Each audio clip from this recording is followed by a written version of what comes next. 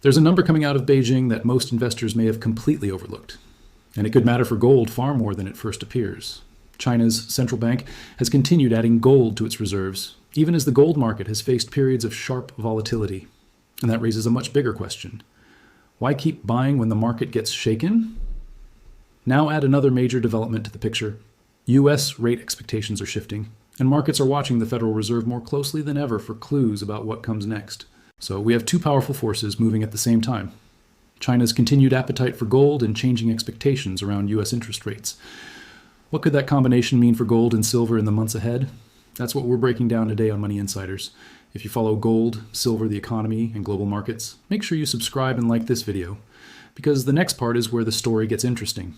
Here's why this matters to you, whatever your relationship to gold or silver actually is. If you have a savings account, a mortgage, a retirement account, or you're just someone who's noticed that groceries and gas cost more than they used to, the Federal Reserve's next move touches your life directly. Interest rates decide what your savings account pays you, what your credit card costs you, what a new mortgage looks like, and how expensive it is for businesses to borrow and hire. And gold and silver, whether you own any or not, function as a kind of stress gauge for the entire financial system. When central banks around the world, the most conservative, risk-averse institutions in finance, start stockpiling gold at an accelerating pace, that tells you something about how they see the next few years playing out. It's not a guess, it's a signal. The question is what that signal actually means, and whether the obvious interpretation is even the correct one. Let's start with the headline number, because the raw data is genuinely striking. According to figures released by the People's Bank of China, the country's central bank added roughly 20 metric tons of gold to its official reserves in July. That's not a typo, and it's not a one-off. It marked the 21st consecutive month that China's central bank has added to its gold reserves, without a single month of net selling in almost 2 years. 20 tons in a single month is the largest addition since October 2023, and it came right after China added around 15 tons the month before that. In other words, this isn't a slow, steady drip anymore. The pace has been quickening every month since March, when the central bank's addition was less than a third of what it purchased in July. Picture a chart with a gentle upward slope for over a year, and then, in the last few months, that slope suddenly steepens. That's the image worth holding on to as we go deeper into this. Here's where the story gets more interesting, though, because the timing of this acceleration is what should really catch your attention. Gold just went through one of its roughest stretches in more than a decade. During the second quarter of this year, gold shed something in the range of 16% of its value, its worst quarterly performance since 2013. If you are a typical investor watching that kind of drop, the instinct is to wait, to see where the bottom is, to avoid catching a falling asset. China's central bank did not wait. It leaned in harder. And that single decision is the detail that separates how professional reserve managers think from how most retail traders think. Because those are two completely different mindsets operating on two completely different clocks. To understand why, you have to understand what a central bank's gold reserve is actually for, because it isn't a trading position. When an ordinary investor buys gold, they're often trying to catch a price move. Buy low, sell high, generate a return over months or a few years. A central bank's gold reserve isn't measured that way at all. It's part of a country's foreign exchange reserves, sitting alongside U.S. Treasury bonds, other government debt, and foreign currency holdings. Those reserves exist to back a currency, to provide a buffer during a crisis, and to give a country options if trust in another nation's currency or debt starts to erode. When you're managing money on that kind of multi-decade horizon, a bad quarter for the gold price is closer to noise than to signal. What matters to a reserve manager isn't whether gold is up or down this month. It's whether gold is becoming a more important piece of the overall reserve picture over years. And by that measure, China's gold holdings have been climbing steadily year after year, regardless of short-term price swings. Now here's a number that puts this in real perspective. As of the most recent detailed breakdown, gold made up close to 9% of China's total foreign exchange reserves, up meaningfully from where it sat just a couple of years ago. China's official gold holdings are now valued above $300 billion, and the total tonnage sitting in Beijing's vaults has climbed to a record high north of 2,300 tons. To put that in perspective for anyone watching who isn't used to thinking in tons of gold, that's roughly the weight of 6 fully loaded Boeing 747 aircraft, entirely in gold bars. And that's just the officially reported figure. That last phrase, officially reported, deserves a closer look, because there's a detail here that most casual coverage of this story leaves out entirely.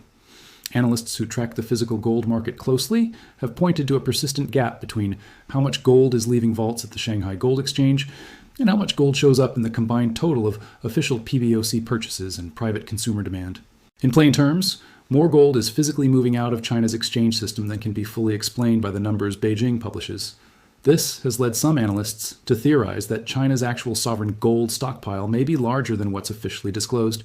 To be clear, this is a theory, not a confirmed fact, and it should be treated that way. There's no verified data proving a larger hidden stockpile exists, but the size of that gap and the fact that it has persisted for a long stretch of time is itself a piece of evidence worth knowing about, because it suggests the picture we can see publicly might be incomplete. So why would a government spend years quietly building a reserve position this large, even through a rough quarter for prices? This is where the larger economic pattern comes into focus, and it connects directly to something that's been building since 2022, when the United States and its allies froze a significant portion of Russia's foreign currency reserves in response to the invasion of Ukraine. It sent a message to every other government holding large dollar reserves. Those assets can be frozen. Gold, physically stored inside your own borders, can't be frozen by a foreign government with the stroke of a pen. Since that moment, central bank gold buying around the world has run at a historically elevated pace, and China has been one of the most consistent buyers in that group. This is what analysts often describe as a de-dollarization trend, a gradual multi-year shift by some countries to reduce their reliance on the US dollar and dollar-denominated assets as the backbone of their reserves. It's not happening overnight, and the dollar remains by far the dominant reserve currency in the world. But the direction of the trend, at least among certain central banks, has been consistent for several years now. There's another layer to this that often gets overlooked in the mainstream coverage, and it involves what's happening inside China's own domestic gold market, separate from what the central bank is doing. Chinese gold-backed exchange-traded funds, investment vehicles that let ordinary people gain exposure to gold prices without holding physical bars, recently posted their longest run of inflows in months, according to trading data. That matters, because it tells you the accelerated buying isn't confined to the government. Chinese institutional investors have reportedly been building bullion positions as a hedge against volatility spreading across other parts of their financial markets. When both the central bank and private institutional money are moving in the same direction at the same time, that's a stronger signal than either one alone. Now let's widen the lens further, because gold's recent strength connects to a specific and very current geopolitical backdrop that's been running in the background of markets for months. The United States and Iran have been locked in an ongoing conflict for roughly 5 months now, and as of the most recent reporting, there's been no breakthrough toward a peaceful resolution. In fact, tension between Washington and Tehran has recently escalated over demands for compensation tied to casualties from the conflict. Wars in oil-producing regions tend to do one very predictable thing to markets. They push energy prices higher, because traders price in the risk of supply disruption. And when energy prices rise, that filters directly into the inflation numbers that the Federal Reserve watches most closely. This is the thread that ties the gold story directly back to the second half of our title, because everything happening with interest rate expectations right now traces back, at least in part, to the same conflict. Here's the detail that changes the picture on the Fed side of this story, and it's the part that would genuinely surprise anyone who assumed the path of interest rates was already settled. For most of the past year, the dominant expectation in financial markets was that the Federal Reserve would keep cutting rates, continuing a pattern that saw 3 separate quarter-point cuts through the back half of last year. That expectation has essentially collapsed in recent months. The Fed's benchmark rate has been sitting steady in a range of 3.5% to 3.75% since the end of last year, under the leadership of a new Fed chair, Kevin Warsh, who took over earlier this year. And rather than debating when the next cut will happen, a meaningful and growing share of market participants have shifted to debating whether the Fed's next move could actually be a rate hike. Let's pause here and explain what that actually means in plain English, because rate hike versus rate cut can sound abstract if you're not immersed in this every day. When the Fed cuts rates, it's making it cheaper to borrow money. Mortgages, car loans, credit cards, business loans all tend to get a little less expensive over time, and savings accounts tend to pay out less. When the Fed raises rates, borrowing gets more expensive, but savers can often find better returns on things like high-yield savings accounts and CDs. A hike is typically the Fed's response to inflation running too hot. It's a tool to cool down price increases by making money more expensive to borrow and spend. So the fact that markets have shifted from pricing and cuts to pricing and a real possibility of a hike is a significant reversal, and it reflects growing concern that inflation isn't cooling the way policymakers hoped. The data behind that shift is worth walking through because it's not just sentiment, there are real numbers driving it. Inflation, measured by the Consumer Price Index, came in at 3.5% year over year as of the most recent reading before this report, still well above the Fed's long-standing 2% target. At the Fed's June meeting under Chair Warsh, the committee's own internal projections, what's often called the dot plot, because each policymaker's rate expectation is marked as a dot on a chart, showed a notable hawkish tilt, with several participants projecting at least one more rate increase before the year is out, and a handful of members reportedly pushing for a hike as early as the following meeting. That kind of internal division at the Fed doesn't happen often, and when it does, it tells you policymakers themselves are genuinely uncertain about which direction the economy is heading. But here's the reality check that keeps this story from being simple. And it's important to include because responsible financial reporting means showing you both sides of the data, not just the dramatic half. As of the most recent information available, some of that hike speculation has actually started to cool. Weaker than expected U.S. jobs data released in early August led some traders to scale back their bets on a September rate increase. In other words, this is not a settled outcome. It is a live, evolving situation, with two major inflation reports due out this week that markets are watching closely for direction. If those reports show inflation continuing to run hot, hike expectations could firm back up. If they show cooling, the conversation could shift right back toward the possibility of the Fed staying on hold, or even eventually returning to cuts. Nobody, including the Fed itself, has fully made up its mind yet, and it would be irresponsible to tell you otherwise. Now here's where the two halves of this story actually collide, and this is the part that most coverage completely misses. Under normal textbook conditions, the relationship between gold and interest rates runs in a fairly predictable direction. Gold doesn't pay any interest or dividend. It just sits there. So when interest rates rise and safer assets like savings accounts or government bonds start paying more, gold becomes relatively less attractive by comparison because investors can earn a guaranteed return elsewhere instead of holding a metal that generates no income. That's why, historically, rising rate expectations have tended to put downward pressure on gold prices. So if markets are genuinely leaning toward the possibility of a Fed rate hike instead of a cut, you would expect gold to be struggling right now. Instead, gold is trading above $4,400 an ounce, sitting near 2-month highs, up over 30% from where it was a year ago. Silver, meanwhile, has pushed above $65 an ounce, also near multi-week highs. That is the contradiction sitting at the center of this entire story, and it's exactly the kind of gap between what the textbook says should happen and what's actually happening that rewards a closer look. So what's actually holding gold up despite a rate environment that should theoretically be working against it? A few forces appear to be offsetting each other here, and this is where the story widens into the bigger picture. First, there's the geopolitical risk premium from the ongoing conflict in the Middle East, which tends to push investors toward traditional safe havens regardless of what interest rates are doing. Uncertainty itself has a price, and right now that price is being paid in gold and silver. Second, there's pressure on the US dollar connected to broader currency dynamics, including reported friction around how the US has approached supporting Japan's efforts to defend its own currency, the yen, which has added to a general sense of currency market instability.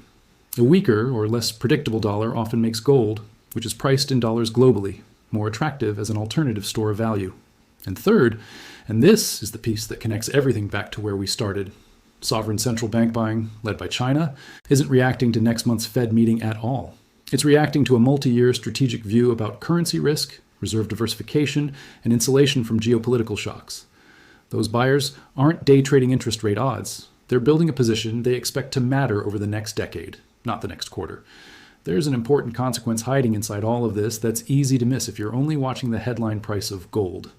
Silver's rally isn't just piggybacking on gold's momentum, it's being pulled by a completely separate engine, industrial demand. Silver isn't only a store of value the way gold is, it's a critical input for solar panel manufacturing and electrical grid infrastructure, both of which have seen surging global investment. Recent trade data showed Chinese imports of silver-bearing ore jumped more than 60% year over year in a single month, reflecting real, physical industrial appetite for the metal, not just speculative buying. That means silver is being pulled upward by two forces at once: safe haven demand tracking gold and industrial demand tracking the global energy transition, which is part of why silver's percentage gains have actually outpaced gold's over the past year. Let's bring this back to you directly, because all of this matters far beyond a chart on a screen. If you're a saver, the direction the Fed ultimately takes will shape what your bank pays you on your deposits for the next year or more. A hold or a hike generally means better yields on cash savings than a return to cutting would. If you're planning to buy a home or refinance, that same decision will shape mortgage rates, and a hike scenario would likely mean borrowing stays expensive for longer than many people were expecting just a few months ago. If you're someone building a retirement account, this story is a reminder that diversification exists for exactly this kind of moment. When two major forces in the financial system, interest rate policy and safe haven demand, are pulling in directions that don't fit the textbook relationship.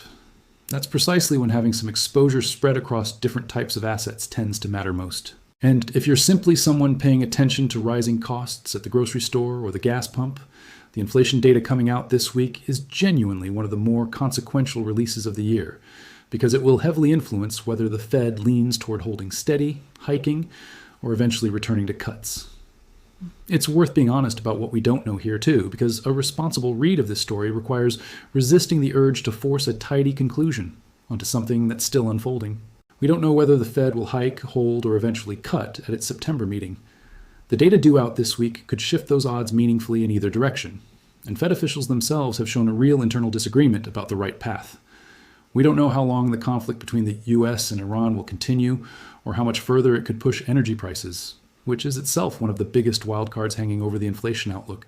And we don't know with certainty whether China's central bank will keep accelerating its gold purchases at July's pace, or whether that was an unusually large month within a longer, steadier trend. Some analysts expect the broader central bank gold buying trend across many countries, not just China, to continue for years as a structural shift in how reserves are managed. Others caution that gold's rapid run-up in price could eventually slow institutional buying if valuations start to look stretched. Both views are represented among serious market analysts today, and neither should be presented to you as a guaranteed outcome. So where does that leave us? Coming back to the original question this story opened with. China's central bank has been buying gold for 21 straight months, accelerating that pace even through gold's worst quarter in over a decade, driven by a long-term strategic view about reserve diversification and insulation from currency and geopolitical risk, not by short-term price moves or interest rate speculation. At the same time, the Federal Reserve is navigating one of its more genuinely uncertain stretches in years, caught between elevated inflation partly fueled by an ongoing war in an oil-producing region, and softening labor market data that argues for caution before raising rates further. Under normal conditions, rising rate expectations would be expected to weigh on gold. Instead, gold and silver are both trading near multi-week highs, propped up by a combination of geopolitical risk, currency uncertainty, and a wave of sovereign buying that simply isn't playing by the usual rate-driven playbook. The lesson here isn't that gold always goes up, or that a Fed hike doesn't matter. It's that when you're trying to understand a market move, you have to ask who's actually driving it, and on what time horizon. A central bank managing reserves for the next decade and a trader reacting to next month's Fed meeting can look at the exact same gold price and be responding to two entirely different stories. Understanding which story you're actually watching is what separates genuine insight from just reacting to a headline. If you learned something new today, make sure to subscribe to Money Insiders. And like this video, more powerful financial insights are coming next. This video is AI generated.